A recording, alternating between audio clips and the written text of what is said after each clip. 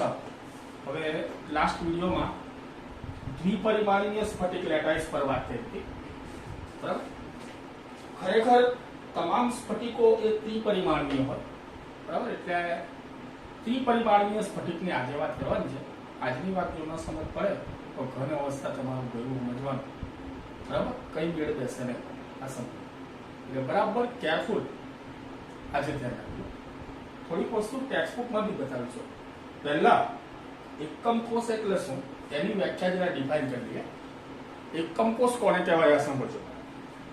સ્ફટિકનો એક નાનામાં નાનો ભાગ કે એનાથી નાની રચના શક્ય ના હોય, બરાબર. એનાથી નાની રચના શક્ય ના હોય અને આખા સ્ફટિકના તમામ ગુણધર્મો એ નાનો ઘટક ધરાવતો હોય, બરાબર. એને એકમ કોષ કહેવામાં આવે, બરાબર. દિવાલ બાંધવી છે તો એક ઈંટ વડે બાંધવામાં આવે તો ઈંટથી નાનો ભાગ એમાં ના હોય, આ ઈંટ એકમ કોષ છે તો આખી દિવાલ એ સ્ફટિક, બરાબર. આ એક ધ્યાન. અને કોઈ પણ એકમ કોષના 8 ખૂણા પડવા જ જોઈએ અને 8 ખૂણે એક એક ઘટક કણ આવતો હોય તો જ એને પૂર્ણ એકમ કોષ કહેવાય. એ સિવાય એને એકમ કોષ કહી શકાય નહીં. એના 8 ખૂણે 8 કણો હોવા જ જોઈએ, બરાબર. તો જ એકમ કોષ કહેવાય, બરાબર છે. આકૃતિ જોઈશું. આ આકૃતિ જે આપેલી છે આ, બરાબર. એક મોટો ક્યુબ છે, ધ્યાન રાખજો. એક મોટો ક્યુબ છે. એ ક્યુબમાં એક બીજો 8 ખૂણાનો નાનો ઘન પડે, બરાબર. માટે આ ક્યુબની અંદર ગણતરી મારો તો આવા 8 નાના ક્યુબ થાય. ઉપર 4 ને નીચે 4, બરાબર. એટલે આ એક એકમ કોષ નથી, 8 એકમ કોષો છે. અને એક એકમ કોષને ડાર્ક કરીને બતાવેલો છે, જોયો, બરાબર. જેના 8 ખૂણે 8 કણો થાય, બરાબર. એવા ઘણા બધા એકમ કોષો આજુબાજુ આગળ પાછળ ઉપર નીચે એમ 3 પરિમાણમાં, બરાબર, ગોઠવાય અને વિશાળ મોટા સ્ફટિકની રચના કરે, બરાબર. અને હવે આપણે આ એક એકમ કોષ પર આવી જવાનું છે, બરાબર છે. આ એક એકમ કોષ ઉપર આવી જવાનું છે, જેની આકૃતિ પણ અમે બોર્ડ પર દોરી રાખેલી છે. એટલે એમાં જે કંઈ છે એ બધી સમજ હું તમને મારી રીતે આપીશ ટેક્સ્ટબુકની વાત પછી, બરાબર. અને આ રીતે સમજવું જરૂરી છે. હવે કુદરતમાં મળતા જે ઘન પદાર્થો છે, કુદરતમાં મળતા ઘન પદાર્થો એમાં 14 બ્રેવાઇસ લેટિસ.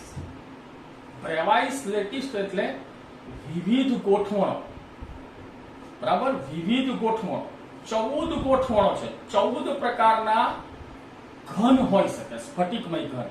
એટલે કે 14 ટાઈપના એકમ કોષો હોઈ શકે, બરાબર.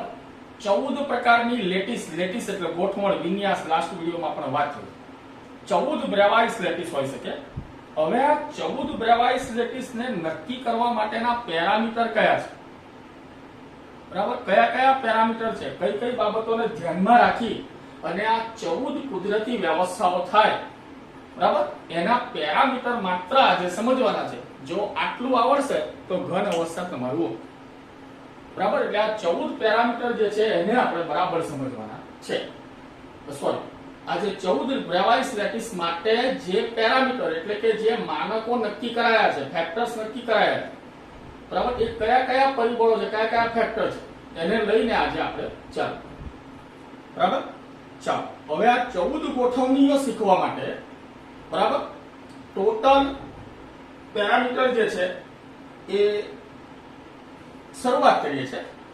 માની લો કે આ એક એકમ કોષ. આમ તો રૂમમાં બેઠા હોય ને, રૂમ પર ચાલીએ ને તો વધારે ખબર પડે. આ એક એકમ કોષ છે. આ એકમ કોષના 8 ખૂણા છે. જો ટોટલ 8 ખૂણા છે. ફલક આ સપાટી 1 2 3 4 પાછલી, ઉપલી 5, નીચલી 6. 6 એની સપાટીઓ છે. ધાર 4 5 6 7 8 9 10 12 ધાર થાય. આ 4 નીચેની 4 અને ઊભી 4. 12 ધાર થાય, 8 ખૂણા થાય, 6 ફલક થાય. બરાબર? એ બધું પછી. હવે આના પર જ ધ્યાન રાખવાનું. આ ક્યુબ છે આખો સમઘન, તો આ પાછલો ખૂણો પકડવાનો છે. પાછલો ખૂણો, સમઘનની પાછલો ખૂણો અધ્યયન. બરાબર? સમઘનની પાછલો ખૂણો, એની આગલી ધાર, એને ધાર એ કહેવાય. આગલી ધાર એને ધાર એ કહેવાય. આગલી. બરાબર? આવી 4 ધાર સમાન જ હોય. 1 2 3 ને 4 આ બધી આગલી ધાર કહેવાય. બરાબર? હા, આજે મારી તરફ નહીં, આ તરફ ધ્યાન રાખજો તો મેળ બેસે. 4 ધાર એ જે અંદરના ખૂણાથી આગલો ભાગ, બરાબર? અંદરના ખૂણાથી આગલો ભાગ, ધાર એ. આ ધાર, આ છેલ્લો ખૂણો હોય તો આમની ધાર, આ ધાર એ, આ ધાર બી, બરાબર? અને ઊભી ધાર, આ ધાર સી. બરાબર? આ ધાર સી. આ 3 ધાર થઈ. પાછલા ખૂણાને ધ્યાનમાં લેવાનો, આગલો નહીં, પાછલો ખૂણો. ધાર એ, ધાર બી, ધાર સી. પહેલા આ 3 પેરામીટર, આ 3 પરિમાણ. તો કે કેવી રીતે? કેવી રીતે? તો કે ભાઈ કોઈ એક કંકોસમાં 3 ધારની લંબાઈ સરખી હોય એવું પણ બને. 2 ની સરખી હોય, 1 ની જુદી હોય એવું પણ બને. અને 3 ધાર જુદી હોય એવું પણ. બરાબર? એટલે આ 3 ધાર એ એકમ કોષનો પ્રકાર નક્કી કરવા માટેના 3 પેરામીટર છે. બરાબર? ક્લિયર રહેવાનું. ધ્યાન રાખજો, આ વસ્તુને નહીં સમજો તો મેળ નહીં બેસે. હા, આજે મોટી વાતો કરવાની છે, ધ્યાન રાખજો. પ્રત્યક્ષ કામ નથી કરી શકતા અત્યારે, બાકી આ ચેપ્ટર એવું નથી. બરાબર? આ તો 29 તારીખના સંદર્ભમાં આ કામ કરવું પડે છે, બાકી આ રીતે આ ચેપ્ટર ના લેવાય. બરાબર? ચાલો, આગલી ધાર એ, બાજુની બી, ઊભી ધાર સી. બરાબર? 3 ધારોની લંબાઈ. બરાબર? આ જે આપણી 14 બ્રેવાઇસ લેટિસ છે, 14 કુદરતી ગોઠવણો છે, એને નક્કી કરવા માટેના 3 પરિબળો છે. બરાબર? હવે 8 ખૂણે 8 પરમાણુ તો હોવા જ જોઈએ. બરાબર? 8 ખૂણે 8 તો હોવા જ જોઈએ. અને જ્યારે ઘનની રચના થાય ત્યારે 3 ખૂણાઓ હોય. તમને એવું થતું હશે કે આ 3 ધારની જ કેમ વાત કરી? બરાબર? અરે આખા એકમ કોષમાં 3 પ્રકારની ધાર. આ ધાર એ જેવી કેટલી ધાર હોય? 4. ધાર બી જેવી કેટલી ધાર હોય? 4. 1 2 3 અને 4. ધાર સી જેવી કેટલી ધાર હોય? 4. એટલે ટોટલ ખરેખર 3 પ્રકારની ધાર છે કે જેની લંબાઈઓ સમાન હોય. 4 એ પ્રકારની ધારની લંબાઈ સમાન જ હોય. 4 બી પ્રકારની ધારની લંબાઈ સમાન જ હોય. 4 સી પ્રકારની ધારની લંબાઈ સમાન જ હોય. બરાબર? એટલે આપણે 3 પ્રકારની વાત કરી કે 3 ધારોની વાત કરી. ચાલો, તમે પણ બરાબર જોજો. હવે એકમ કોષમાં પડતા ખૂણા. પરિબળ નંબર 2. પહેલું પરિબળ ધાર, પણ ધારમાં 3 ધાર. ધાર એ, બી ને સી. આગળની, બાજુની અને ઊભી. બરાબર? હવે ખૂણા. આજે એકદમ શાંતિથી, વધારે જવાનું જ નથી. હવે ખૂણા. ચાલો સાંભળો. ધાર બી અને સી વચ્ચેનો ખૂણો. ધાર બી અને સી વચ્ચેનો ખૂણો એને આલ્ફા ખૂણો. એટલે આ ધાર ને આ ધાર એની વચ્ચેનો ખૂણો એ આલ્ફા. બરાબર? ધાર એ અને સી વચ્ચેનો ખૂણો એ બીટા. એટલે આ એ ધાર, આ સી ધાર, એના વચ્ચેનો આ ખૂણો એ બીટા. બરાબર? અને ધાર એ અને ધાર બી વચ્ચેનો ખૂણો એ ગેમા ખૂણો. ધાર એ, ધાર બી, એના વચ્ચેનો ખૂણો આ કયો? ગેમા. બરાબર? 3 ખૂણા થયા. બરાબર? 3 ખૂણા થયા. બીજા પરિબળો આ 3 ખૂણા છે, આલ્ફા, બીટા અને ગેમા. બરાબર. આલ્ફા ક્યાં છે, બીટા ક્યાં છે, ગેમા કોને કહેવાય ધ્યાન રાખવાનું. ધાર બી અને સી વચ્ચેનો ખૂણો આલ્ફા, ધાર એ અને સી વચ્ચેનો ખૂણો બીટા, ધાર એ અને બી વચ્ચેનો ખૂણો ગેમા. બરાબર. આ બીજા 3 પરિબળ છે. આ બીજા 3. તમને થતું હશે કે આ કેવી રીતે પેલી 14 ગોઠવણોમાં આ ખૂણાનો શું થાય? સાંભળો. બરાબર. તો કે ભાઈ આ 3 ખૂણા 90 ના હોય, બરાબર, એકબીજાને લંબ ધારો હોય, બરાબર, તો 3 ખૂણા 90 ના થાય. બરાબર. સિસ્ટમ હોય. ઓકે. કોઈ 2 ખૂણા 90 ના થાય, એક 90 નો ના હોય, એવું પણ. બરાબર. અને 3 90 ના ન હોય, આવું. બરાબર. 90 ના હોય અથવા ન. બરાબર. એટલે આ બીજા 3 પરિબળ થયા, ખૂણો આલ્ફા, બીટા અને ગેમા, કે જે ખૂણાઓ 90 ના હોય અથવા ન હોય. જો જાણવું હોય તો અત્યારે હું કહી શકું તમને કે 3 ખૂણા 90 ના હોય, ના હોય, આ કેવી રીતે થાય. બરાબર. આ કેવી રીતે બને, તો એ પણ એક જાણવા જેવી વાત છે. જો શીખીએ બરાબર ત્યારે. ચાલો જોજો. બરાબર. સમઘન પરફેક્ટ ગોઠવાયેલ છે. બરાબર. બધું એકબીજાને લંબ છે, તો બધા જ ખૂણા 90 ના થાય. હવે મારે આલ્ફા ખૂણો જે છે એ 90 નો નથી એવું જો કલ્પવું હોય તો ધાર બી અને સી વચ્ચેનો ખૂણો આલ્ફા છે. બરાબર. આ તળિયું ત્યાંનું ત્યાં ફિટ રહેવાનું અને ઉપલો ભાગ આખો, ઉપલો તળિયું ત્યાંનું એને આ તરફ નમાવો અથવા આ તરફ નમાવો, આ ખૂણો 90 નો બગડી જશે. ક્યાં તો એ 90 થી મોટો થઈ જાય, ક્યાં તો 90 થી નહીં. તળિયું ત્યાંનું ત્યાં. બરાબર. આ તમારો ખૂણો આલ્ફા છે, આ આલ્ફા છે. આ ઉપલો ભાગ જે છે આખો એને આમ નમાવો અથવા આમ નમાવો તો આલ્ફા ખૂણો તમારો 90 નો જાય. બરાબર. અને આમાં વાત ધ્યાનમાં રાખો, આપણે નક્કી નથી કરવાનું કે આવું કેમ ના થાય. આ કુદરતે આપેલી વસ્તુનો અભ્યાસ. આ 14 વ્યવહારિક લખીશ એ કુદરતમાં આપેલા પદાર્થોમાં જોવા મળે છે. બરાબર. એટલે જે કુદરતે આપ્યું છે તેનો અભ્યાસ આપણે કરવાનો. આવું કેમ ના થાય એવું જાણવું હોય તો ઉપર જવું પડે. ના એવું. બરાબર. ઉપર જઈને પૂછવું પડે કે આવું કેમ ના કર્યું, આ ખૂણો આટલાનો કેમ ના બનાવ્યો. એ આપણું કામ નથી. ઓકે. બીટા ખૂણો. બરાબર. આ ધાર એ અને ધાર સી એની વચ્ચેનો ખૂણો બીટા. ઓકે. એટલે આ ખૂણો બીટા. તો હું તળિયું તેવું ને તેવું રાખું અને આ ઉપલો આખો જે પોર્શન છે એને ક્યાં હું આગળ ન હોય અથવા તો હું એને પાછળ ન. બરાબર. તો બીટા ખૂણો 90 નો નહીં રહેશે, ત્યાં પછી એ નાનો થાય ત્યાં. બરાબર. આ ધ્યાન. તો આ રીતે બીટા ખૂણોના પણ 90 હોય ના હોય એવું બની શકે.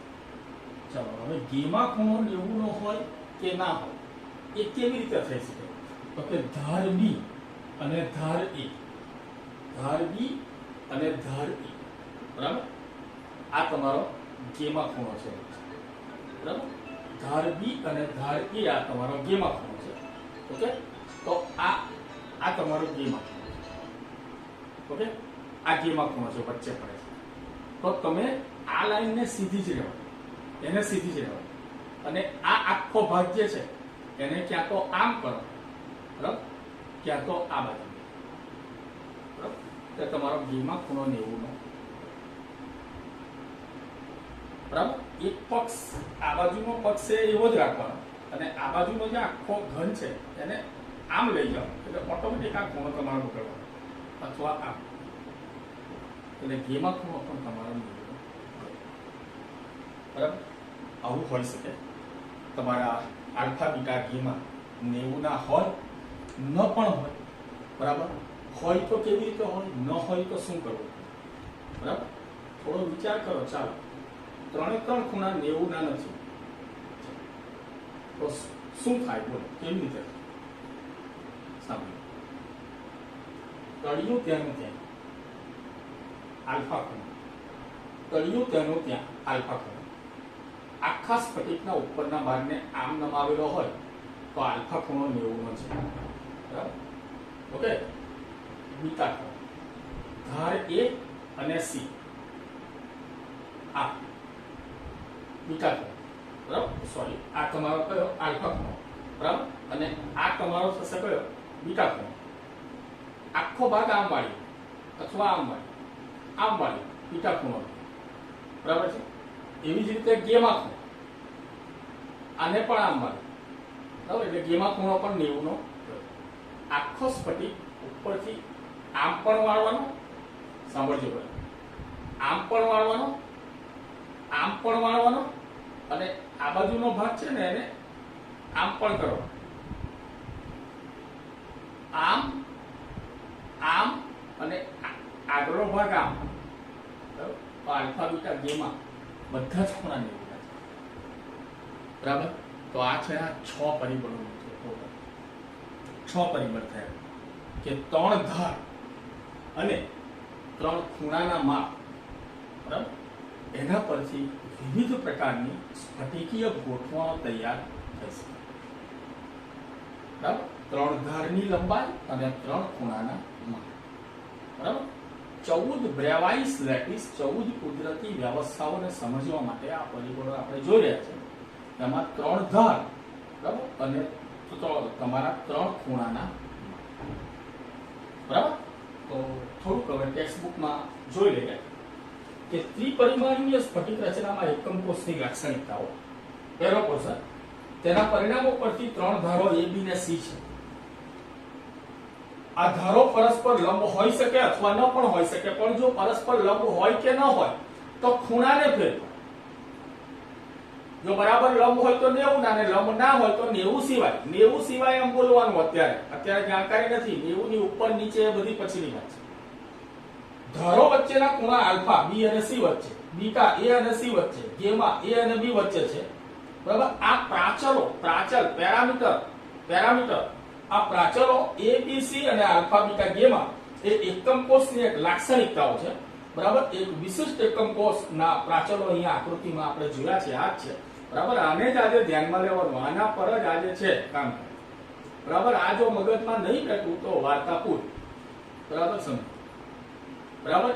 તમારું તમે કશું નથી જાણતા, માર્ક આવી જાય એ ગૌણ બાબત છે, તો સમજી જાવ તો કોઈ પણ કારણોસર આવે. બાકી નોલેજ જેવી વસ્તુ. બરાબર? ચાલો, તો આ સાથે 6 પેરામીટર પૂરા કરીએ. હવે બાકીના જે પેરામીટર છે એ બીજા છે 4. એટલે 6 ને 4 10 પેરામીટર થાય. આજે આપણે 10 પેરામીટરોની વાત પૂરી કરવાની છે કોઈ પણ હિસાબે. બરાબર? 10 બાબતોની વાત પૂરી કરવાની છે. ઓકે? ચાલો, હવે બાકીના 4 પેરામીટર એ શું છે? તો કે એકમ કોષમાં ઘટક કણોની ગોઠવણ. એકમ કોષમાં ઘટક કણોની ગોઠવણ. અને ખરેખર આપણું જે પાઠ્યપુસ્તક મંડળ છે એને કોઈ નોલેજ જ નથી. એ લોકોએ ડીડી ગિરનાર પર જે બતાવ્યું, બરાબર, એની અંદર સેમેસ્ટર સિસ્ટમની આગલા સિલેબસના પોર્શન લીધા છે. ત્રિજ્યા ગુણોત્તર લાવો ને એ તો આપણા સિલેબસમાં છે જ નહીં. હમણાં નથી, આગલામાં નહીં હતું. બરાબર? NaCl નો RC બાય આર્યા તો અમે બહુ ભૂતકાળમાં ભણાવતા. સીઝિયમ ક્લોરાઇડ નો RC બાય આર્યા તો બહુ ભૂતકાળમાં વાત છે.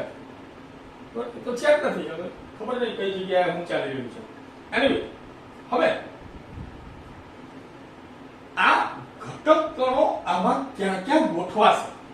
જો 8 ખૂણે 8 તો ફાઇનલ જ છે. એના વગર તો એકમ કોષ રચાય જ નહીં કોઈ દિવસ. બરાબર? 8 ખૂણે 8 ઘટક કણો જો ના આવે તો એ વાત જ નહીં કરવાની. અત્યારે હું ઘટક કણ એવું જ બોલીશ. બરાબર? કારણ એ પરમાણુ હોઈ શકે કે આયન હોઈ શકે. આપણા સિલેબસમાં આયનની વ્યવસ્થા નથી. આપણા સિલેબસમાં ધાતુઓનું ગોઠવણ છે. એટલે આપણા સિલેબસમાં પરમાણુ જ છે, પણ હું તમને ક્યારેક આ આયનીય સંયોજન વિશે પણ શીખવાડીશ. તો એમાં આયનો હોઈ શકે. બરાબર? એ અત્યારે અલગ વાત છે. ચાલો, તો ઘટક કણોની ગોઠવણ મુજબ મુખ્ય 2 ભાગ. એક છે આદિમ કોષ. આદિમ કોષ પ્રિમિટિવ સેલ કહેવાય અંગ્રેજીમાં. Primitive cell. બરાબર. આદિમ કોષ, આદિમ કોષ એટલે શું?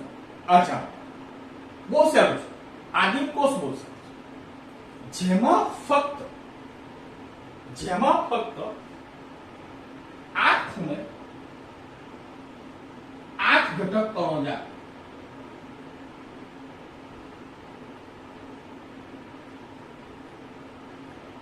આ પ્રકારના એકમ કોષને આદિમ એકમ કોષથી ઓળખવામાં આવે.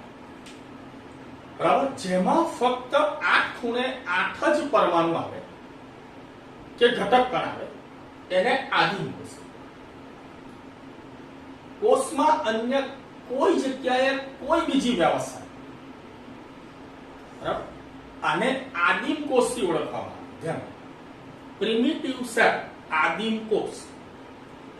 બરાબર. પહેલો ભાગ છે ઘટક કણોની ગોઠવણ, પેરામીટર આગલું. બરાબર.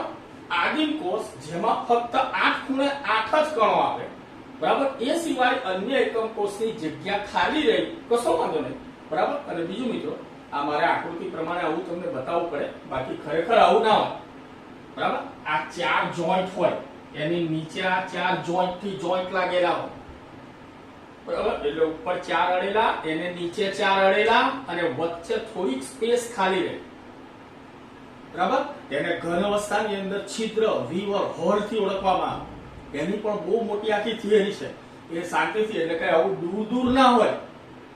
બરાબર. એકબીજાને અડેલા હોય, ઉપર 4 ને નીચે 4 ને 4 થી 4 જોઈન્ટ વાગેલા હોય. સમજો. બરાબર. એને આદિમ કોષ કહેવાય. બરાબર. ચાલો, તો પહેલી ગોઠવણ છે આદિમ કોષ. જરા ટેક્સ્ટ બુક પર નજર નાખી લઈએ. જ્યારે ઘટક કણો માત્ર એકમ કોષના ખૂણા પર જ હાજર હોય તો તેને આદિમ કોષ કહેવાય. બરાબર. ફક્ત ખૂણા પર જ હાજર હોય તેને આદિમ કોષ. પછી બીજો મુખ્ય ભાગ છે એ છે કેન્દ્રિત એકમ કોષ. કેન્દ્રિત એકમ કોષ આ મુખ્ય ભાગ છે, એનું પેટા વર્ગીકરણ. કેન્દ્રિત એકમ કોષ. હવે કેન્દ્રિત એકમ કોષ એટલે શું, પહેલા એ જાણવું પડશે. તો કે આ પ્રકારના એકમ કોષોમાં 8 ખૂણે 8 ઉપરાંત એકમ કોષમાં અન્ય જગ્યાએ પણ ઘટક કણો હોય છે. બરાબર. એકમ કોષમાં અન્ય જગ્યાએ પણ ઘટક કણો હોય છે. બરાબર. એને કેન્દ્રિત એકમ કોષથી ઓળખવામાં આવે. બરાબર. થોડું ધ્યાન રાખજો, એને કેન્દ્રિત એકમ કોષથી ઓળખવામાં આવે.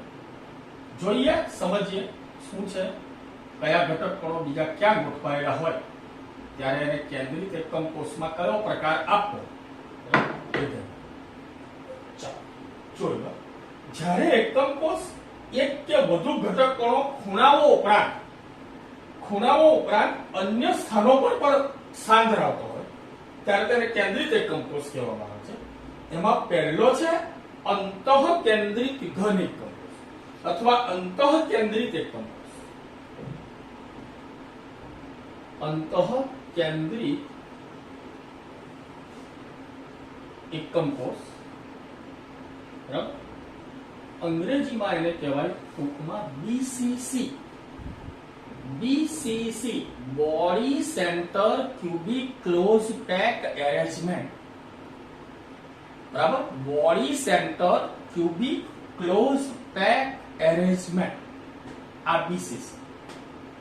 બરાબર. તમને પેપરોમાં કે ગમે ત્યાં ક્વેશ્ચનોમાં બીસીસી આમ લખીને આપે એટલે તમારે સમજી જવાનું કે અંતઃકેન્દ્રિત ઘનની વાત. બરાબર. અંતઃકેન્દ્રિત ઘન, આ ધ્યાન. અંતઃકેન્દ્રિત તો BCC, body centre cubic close pack arrangement.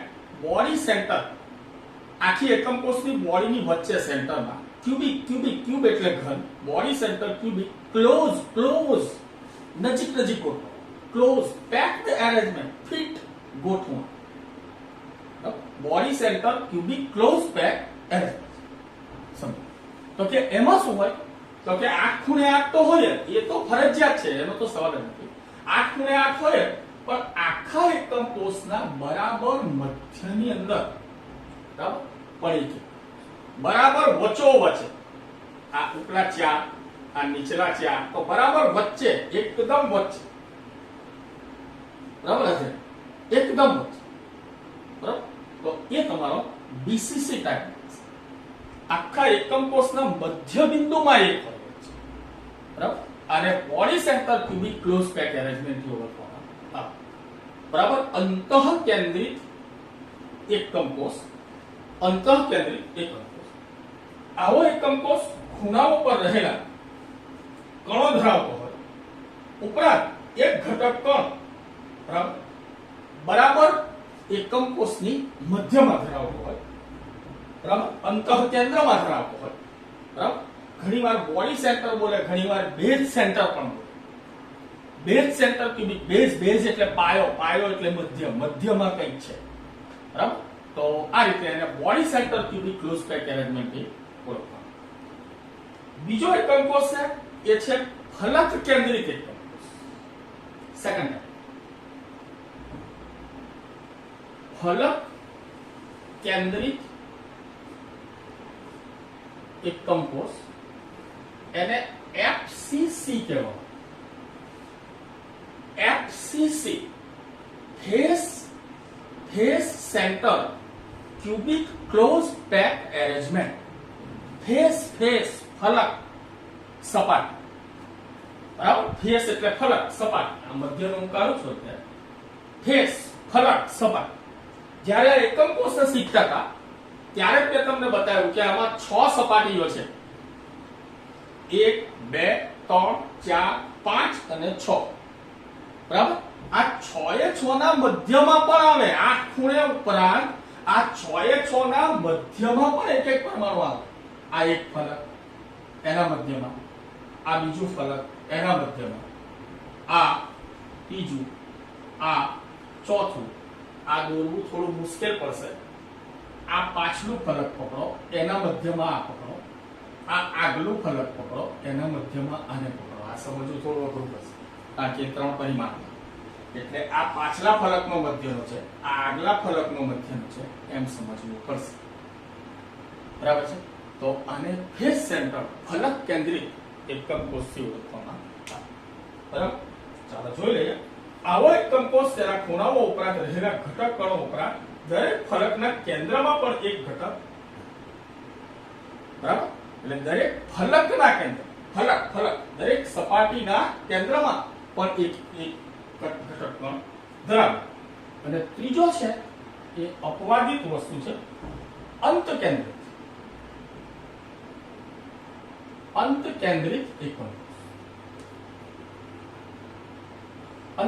એકમ કોષ છેડો અંત એટલે છેડો ખરેખર જોવા જાવ તો અંત કેન્દ્રિત એ વાસ્તવિક રચના નથી આ હું મારા નોલેજથી તમને કહું છું અહીંયા જે હોય તે બરાબર કે માનો કે તમારો એફસીસી નો એકમ કોષ છે ચાલો આ મોટો સ્ફટિક છે પણ આ છેલ્લો પતિ કયો અહીં છેડા પર તેનું બરાબર ચલો આ પરમાણુ છે એની બાજુમાં બીજો એકમ કોષ આવ્યો તો આ બે ભાગમાં વહેંચાય અડધો આમાં ને અડધો આમાં પણ છેડાવાળો તો કે એ તો કશે વહેંચાવાનો નથી આનો આખો ગાંઠ એવા સંજોગોની અંદર આને ધ્યાનમાં બરાબર તો કે અંત કેન્દ્રિત એટલે શું તો કે 8 ખૂણે 8 પરમાણુ ઉપરાંત કોઈ પણ બે સામસામેના ફલકમાં એક તો અત્યારે આ ફલક પસંદ કરું તો એની અગેન્સ્ટમાં અથવા આ કે આની સામે અથવા પાછલું અથવા આ બેમાંથી કોઈ બધે બરાબર છે બસ